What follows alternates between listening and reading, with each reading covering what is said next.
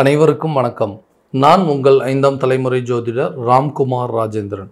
நம்ம இன்னைக்கு பார்க்க போகிற தலைப்பு மிதுன ராசி அன்பர்களுக்கு இந்த நவம்பர் மாதத்தின் பலன்களை பற்றி தான் இந்த காணொளியில் பார்க்க போகிறோங்க. இந்த ஆண்டுகோள்கள் என்று சொல்லக்கூடிய சனி பகவான் உங்களுடைய ராசிக்கு 10ஆம் இடமான மீன ராசியில் சஞ்சாரம் செய்கிறாரு. அதே நேரத்தில் 9ஆம் பாவகத்தில் ராகு பகவானும் 2ஆம் இடத்துல குரு பகவான், அதாவது உங்களுடைய ராசிக்கு 2ஆம் இடமான கடக ராசியில் குரு அதிசார பயிற்சியானது அக்டோபர் மாதம் 18ஆம் தேதி நடைபெற்றதுங்க. அப்போ குரு பகவான் உங்களுடைய ராசிக்கு 2ஆம் வீட்லேயும் 3ஆம் இடமான சிம்ம ராசியில் கேது பகவானும் இருக்காங்க. ஸோ இதெல்லாம் ஆண்டுகோள்கள். இந்த மாதக்கோள்கள் என்று சொல்லக்கூடிய சுக்கிர பகவான் இந்த மாதம் 3ஆம் தேதி கன்னி ராசியிலிருந்து துலாம் ராசிக்கு பயிற்சி அடைகிறாங்க. அதே நேரத்தில் 17ஆம் தேதி துலாம் ராசியில் இருக்கக்கூடிய சூரிய பகவான் விருச்சிக ராசிக்கு பயிற்சி அடைகிறார். ஸோ செவ்வாய் பகவான் ஆல்ரெடி இந்த மாதத்தில் உங்களுக்கு அதாவது விருச்சிக ராசியில் செவ்வாயும் புதன் பகவான் உங்களுடைய துலாம் ராசியில் சஞ்சாரம் செஞ்சிட்ருக்காங்க. ஸோ இதுதான் இந்த மாதக்கோள்கள் என்று சொல்லக்கூடிய. ஸோ இந்த காலகட்டங்களில் மிதுன ராசி அன்பர்களுக்கு தன்னுடைய வாழ்க்கையில் எந்த விதமான அற்புதங்கள் மற்றும் மேன்மைகளை கொடுக்க போகுது அப்படிங்கிறத இந்த காணொலியில் தெளிவாகவும் துல்லியமாகவும் பார்க்கலாங்க. நம்ம சேனலை ஃபஸ்ட் டைம் பார்க்குறவங்க இதை சப்ஸ்கிரைப் பண்ணிக்கோங்க. பெல் பட்டனை கிளிக் பண்ணி ஆல் அப்படிங்கிற ஆப்ஷன் கொடுத்துக்கோங்க. மிதுன ராசி அன்பர்கள் புதன் பகவானை அதிபதியாக கொண்டவர்கள், நிதானசாலி அப்படின்னு சொல்லுவாங்க. மிக பொறுமையானவர்கள், எந்த ஒரு விஷயத்தையுமே நல்லா தெளிவாக யோசித்து அதை துல்லியமான விதத்தில் செய்யக்கூடிய நபர்கள், முற்போக்கு சிந்தனை உள்ளவர்கள் அப்படின்னே சொல்லுவாங்க. எல்லா விஷயத்தையுமே ரொம்ப அட்வான்ஸாக திங்க் பண்ணக்கூடிய நபர்கள். இந்த காரியங்கள் இந்த நேரத்தில் செஞ்சால் இதனுடைய ரிசல்ட் என்ன அப்படிங்கிறத கரெக்டாக தெரிஞ்சு அதற்குண்டானபடி பிளான் பண்ணி பண்ணக்கூடியவங்க. எல்லாத்தையுமே கரெக்டாக தான் பிளான் பண்ணிகிட்ருக்கோம். ஆனால் ஏதோ ஒரு விஷயம் நம்மளுடைய கண்ட்ரோல் மீறி சில காரியங்கள் நடந்துகிட்ருக்கு, நான் நினச்ச விஷயங்கள் எதுவுமே சரியாக நடக்கலை அப்படின்னு யோசிச்சுட்டு இருக்கக்கூடிய இந்த மிதுன ராசிக்காரர்களுக்கு இந்த வரக்கூடிய காலகட்டங்களில் இந்த குரு பகவான் உங்களுடைய ராசிக்கு 2ஆம் இடமான குடும்பம் மற்றும் தனஸ்தானத்தில் சஞ்சாரம் செய்கிறார். ஸோ குருவுடைய பார்வை அப்படின்னு சொல்லும்போது உங்களுடைய ராசிக்கு 6ஆம் இடத்திற்கும் அதே நேரத்தில் 8ஆம் இடம் மற்றும் 10ஆம் இடம் ஆகிய 3 இடங்களுக்கு குருவுடைய பார்வையானது இருக்குங்க. இந்த காலகட்டங்களில் சில முயற்சிகள், தொழில் ரீதியாக எடுக்கக்கூடிய முயற்சிகள், 10ஆம் இடத்துல சனி, கர்மச்சனி என்று சொல்லக்கூடிய காலகட்டங்கள். இந்த காலகட்டங்களில் தொழில் ரீதியாக நல்ல ஒரு முன்னேற்றம் அப்படிங்கிறது இருக்க போதுங்க.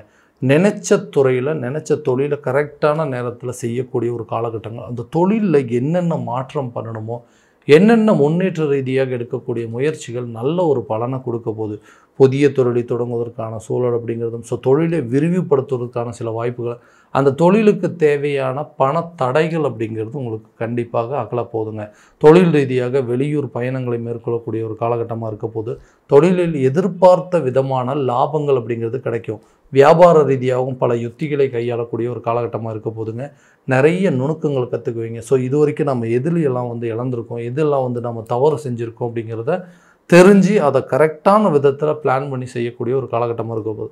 ஸோ இந்த குரு பகவானுடைய பார்வை 10ஆம் பாவத்தில் படும்பொழுது இது ஒரு அபரிவிதமான யோகம் அப்படின்னே சொல்லலாம். ஸோ பிஸ்னஸ் ரிலேட்டடாக நீங்கள் புதிய சில முயற்சிகளை மேற்கொள்வதற்கான ஒரு தருணம்.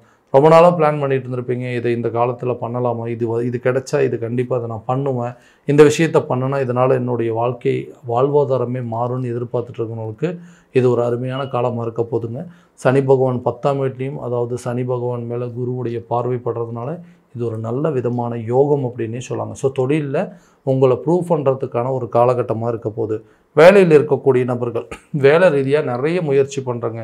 ஏதாவது ஒரு விதத்தில் முயற்சிகள் பண்ணி இந்த வேலையிலேருந்து வேறு ஒரு வேலைக்கு மாறணும், ஏன்னா அப்போ தான் எனக்கு சேலரி அதிகமாக கிடைக்கும் அப்படின்னு எதிர்பார்க்குறவங்களுக்கு, ரொம்ப நாளாக இன்டர்வியூஸ் அட்டன் பண்ணிகிட்டு இருக்குங்க, எனக்கு எந்த வேலையும் சரியாக கிடைக்கல அப்படின்னு எதிர்பார்க்குறவங்களுக்கும், அரசு துறையில் கவர்மெண்ட் ஜாபுக்கு எக்ஸாம்ஸ் எழுதிட்டு இருக்குங்க, அதுவுமே எனக்கு எல்லாம் ஜஸ்ட்டு மிஸ் ஆகிட்டே போயிட்டுருக்கு அப்படின்னு எதிர்பார்க்குறவங்களுக்கு இந்த காலகட்டங்கள் கண்டிப்பாக அரசு துறையில் பதவிகள் கிடைக்கக்கூடிய ஒரு தருணமாக இருக்க போது, பட்டம் பதவி உங்களை தேடி வருங்க. நீங்கள் எழுதின எக்ஸாமுக்கு கண்டிப்பாக ஒரு நல்ல ரிசல்ட் அப்படிங்கிறது கிடைக்கக்கூடிய ஒரு காலகட்டமாக இருக்க போது, புதிய வேலை சம்மந்தப்பட்ட சில விஷயங்கள் அப்படிங்கிறது நடக்கும், புதிய வேலைகள் கிடைக்கும், வேலையில் சில இடமாற்றங்கள் அப்படிங்கிறது கண்டிப்பாக செய்யக்கூடிய ஒரு காலகட்டமாக இருக்க போகுது.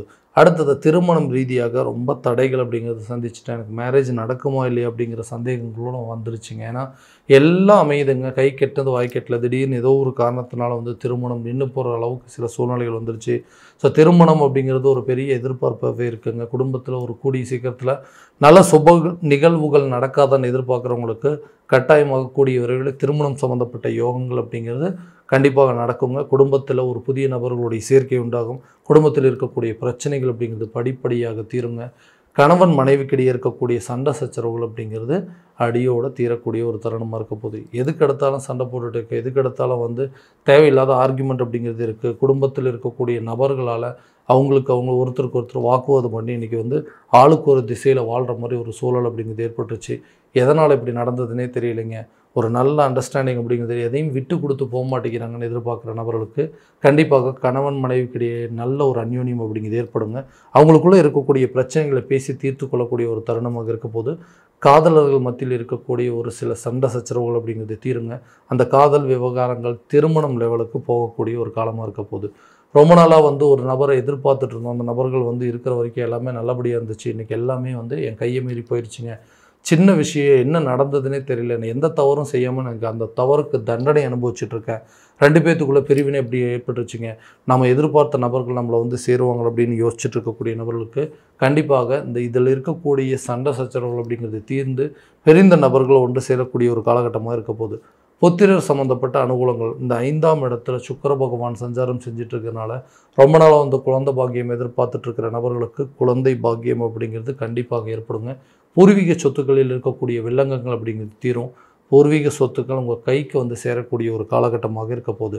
அதே நேரத்தில் இந்த நோய் சம்மந்தப்பட்ட சில பாதிப்புகள் அப்படிங்கிறது உடல் ரீதியாக நிறைய பிரச்சனைகள் அப்படிங்கிறது கொடுத்துட்டே இருக்குங்க. எதுக்கெடுத்தாலுமே வந்து ஒரு பிரச்சனை போனால் இன்னொரு பிரச்சனை, வீட்டில் குடும்பத்தில் ஒருத்தர் மாற்றி ஆரோக்கியத்தில் கெடுதல்கள் அப்படிங்கிறது கொடுத்துட்ருக்கிறது காலம் போய் இந்த 2ஆம் பாவகத்தில் இருக்கக்கூடிய குரு 6ஆம் இடம் நோய் மற்றும் எதிரிகள் ஸ்தானத்தை பார்க்கும்போது உங்களுக்கு இருக்கக்கூடிய நோய்கள் பனி போல விலகக்கூடிய ஒரு காலமாக இருக்க போது எதிரிகள் உங்களை விட்டு விலகக்கூடிய ஒரு தருணமாக இருக்கும்.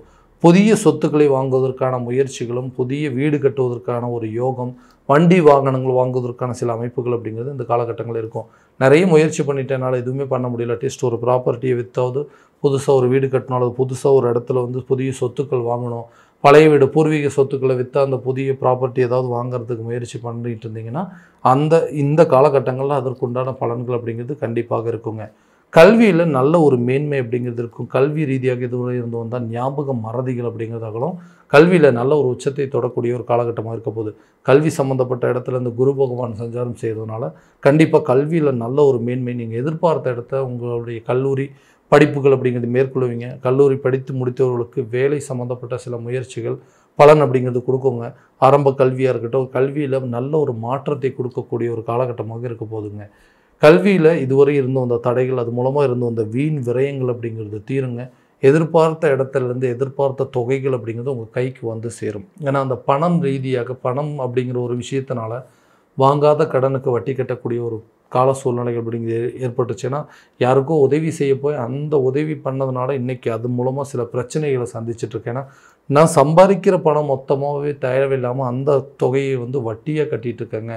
யாருக்கோ உதவி செஞ்சு இன்றைக்கி அந்த பிரச்சனையில் நான் மாட்டிகிட்டு இருக்கேன். இதனால் நான் கொடுத்த வாக்குறுதி என்னால் சரியான விதத்தில் காப்பாற்றவே முடியல. நீங்கள் சொல்கிறது மட்டும்தான், எதையுமே செய்யவே மாட்டேங்கிறீங்களே. ஏதாவது ஒன்று சொன்னால் அதை வந்து கரெக்டாக காப்பாற்றணும் அப்படிங்கிற ஒரு பேர் பழிபாவத்துக்கு ஆளாகக்கூடிய ஒரு நிலை. இனி வரக்கூடிய காலகட்டங்களில் நீங்கள் எதிர்பார்த்த தொகைகள் உங்கள் கைக்கு வந்து சேருங்க. பழைய கடனை அடைப்பதற்கான சூழல் அப்படிங்கிறது கண்டிப்பாக இருக்குங்க. இந்த கடன் அப்படிங்கிற ஒரு பிரச்சனையிலிருந்து டோட்டலாக வெளியே வரக்கூடிய ஒரு காலகட்டமாக இருக்க போது உங்களுடைய வாக்குறுதிகளை காப்பாற்றக்கூடிய ஒரு காலகட்டமாக இருக்க போதுங்க. சொன்னதை செஞ்சிட்டாரு. ஏன்னா இது வரைக்கும் வந்து இந்த பிரச்சனையினால தான் நம்ம குடும்ப உறுப்பினர்களே நம்மளை வந்து ஒதுக்கக்கூடிய ஒரு காலகட்டமாக இருக்கும். ஏன்னா இந்த வாக்குறுதி கொடுக்கறது, சும்மா ஏதாவது ஒன்று சொல்கிறது, இந்த பண பிரச்சனைகள், இதனால் நம்ம குடும்பத்தில் நமக்கு இருந்த மரியாதை அப்படிங்கிறது நிறைய குறைஞ்சிருக்கும். அந்த மரியாதையை மீட்டெடுக்கக்கூடிய ஒரு காலகட்டமாக இருக்க போது உண்மையாகவே இவர் வந்து சொன்னது மட்டும் இல்லைங்க, அதை செஞ்சியும் காட்டினார் அப்படிங்கிற ஒரு காலகட்டமாக இருக்க போது நிறைய மாற்றங்களை வந்து அதாவது எதிர்கொள்ளக்கூடிய ஒரு காலகட்டமாக இருக்க போதுங்க இந்த நவம்பர் மாதம். ஸோ இது வரைக்கும் நம்ம பார்த்தது எல்லாமே கோச்சார ரீதியான பலன்கள் மட்டும்தான். இந்த பலன்கள் அனைத்து உங்களுக்கு நடக்குமானா உங்களுடைய சுய ஜாதகத்தை முழுமையாக ஒப்பிட்டு பார்த்துட்டு அதற்குண்டானபடி சில முயற்சிகள் எடுக்கும்போது வாழ்க்கையில் எல்லா விதமான வெற்றிகள் அப்படிங்கிறது உங்களை தேடி வருங்க. உங்களுடைய ஜாதகத்தை எங்கிட்ட பார்க்கணும்னு விருப்பப்பட்டீங்கன்னா கீழே தெரியிற நம்பருக்கு காண்டாக்ட் பண்ணி அப்பாயின்மெண்ட் ஃபிக்ஸ் பண்ணிக்கோங்க.